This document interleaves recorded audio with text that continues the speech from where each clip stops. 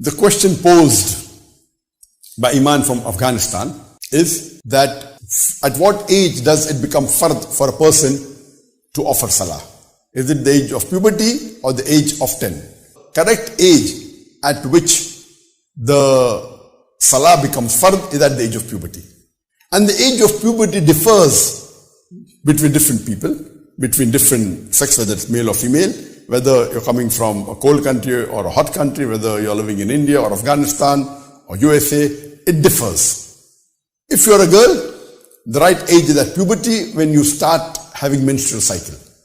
A girl can start having menstrual cycle even normally, it's between the age of 13, 14. Sometime it can be even 12. It can even be 10.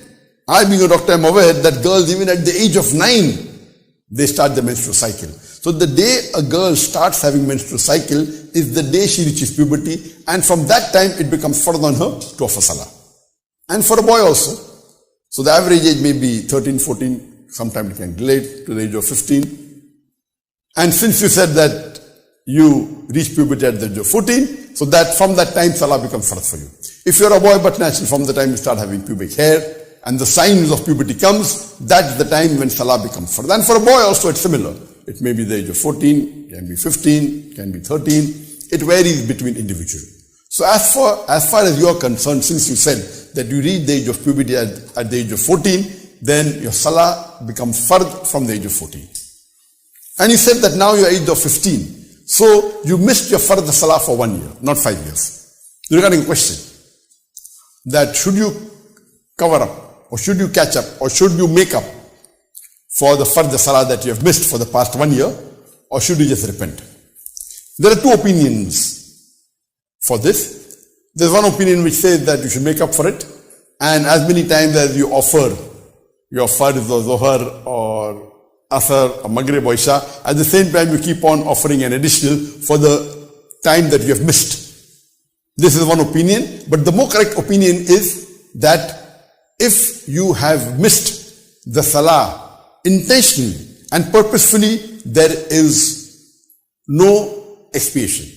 Our beloved Prophet ﷺ said, mentioned in hadith of Sahih Bukhari and Sahih Muslim, that if a person forgets to offer salah, there is no expiation, and the moment he remembers, he should offer it.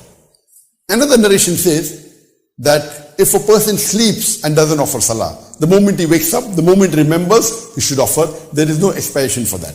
The moment he wakes up, he should offer salah. So based on these and various Sahih hadith, the Prophet was very emphatic and clear that if you forget, if you miss your salah because of forgetfulness, or because you're sleeping like Fajr Salah, you oversleep, so there's no expiation for it. And the moment you remember it, you should pray it immediately. You should not wait till your next Salah is there. Immediately, and Allah will not hold responsible. There's no sin on that. So the second opinion, which is the correct opinion of the scholars, is that if you miss it intentionally, out of laziness, or saying, okay, I'll read after then the salah time is over, or you know it is fard and you may only offer once in a day, or you may not offer at all for many years. According to the second opinion, which is the more correct opinion, there is no expiation for the salah that you have intentionally missed. It is a major sin. It is a major sin. So if you intentionally miss any salah, it's a major sin. And the only remedy for this is that you repent to Allah subhanahu wa ta'ala. You ask for forgiveness to Allah subhanahu wa ta'ala. And you repent, and inshallah, Allah will forgive you. And to compensate for that which you have missed, there is no expiation, but the scholars say that you can increase your nawafil salah, your sunnah salah, the sunnah muqadda, the sunnah ghair muqadda. You increase that and do more good deeds. For example, give more charity, give more of duration, fi sabilillah. So do more good deeds which will compensate for the sins you have done. But you don't have to repeat the salah you have missed. And this is the more correct and the authentic opinion, which was even followed by the second caliph of Islam, that is Umar ibn Khattab. May Allah be pleased with him, including his son Abdullah ibn Umar. and various Sahabas. So there are various hadith that reaffirms that for this, it's a sin, and there is no compensation, like don't have to repeat your salah. It's a sin, you have to ask for forgiveness, and this was the view which was also there by Ibn Hazm. May Allah have mercy on him. Even by Shaykh al-Islam Ibn Taymiyyah, even by Ibn Qayyum, even by Shawqani.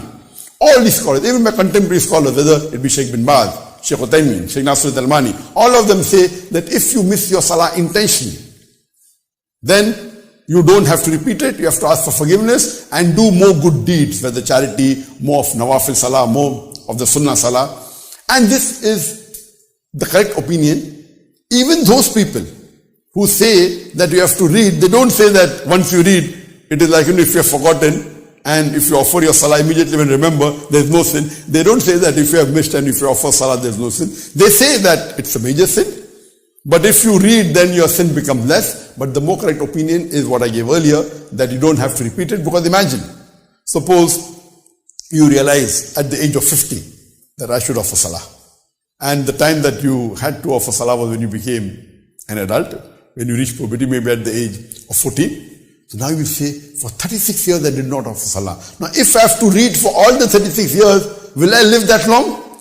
So maybe you'll say, okay, since I did not read salah for 36 years, I will not read for the rest of the life. So logically also, it doesn't make sense. You have to ask for forgiveness. Inshallah, I'll forgive you. You can read as many more sunnah salah. Salah, sunnah muqaddah, sunnah gair muqaddah, tahajjud salah, and do other good deeds like extra fasting and giving more charity. So this opinion, which is more authentic opinion, so for you also, you missed your salah for 1 year because you reached puberty at the age of 14, but you don't have to repeat those salah which you missed for 1 year. Just see to it that you increase your nawafil. You offer your sunnat muqaddah, ghair muqaddah, offer your tahajjud, in the last 1/3 of night, fast more, give more charity. Inshallah, may Allah subhanahu wa ta'ala forgive you, and may Allah subhanahu wa ta'ala increase in your blessings. What's your ruling on watching movies and skipping the haram part? Are you serious? No one can skip the haram parts. You're watching a movie. All of a sudden, a woman in a bikini comes up. What are you going to do? Astaghfirullah. Fast forward. Fast forward. No, it's not. It's still there. It's still there.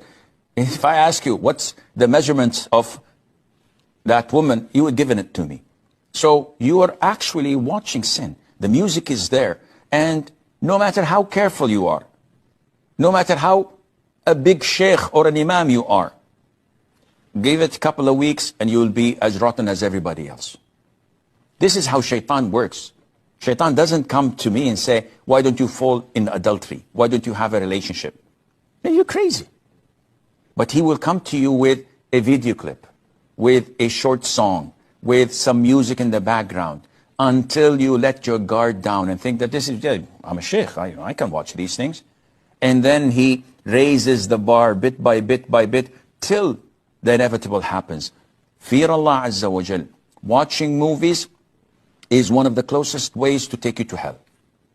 And this is a dire warning to the people, especially those who do not have knowledge.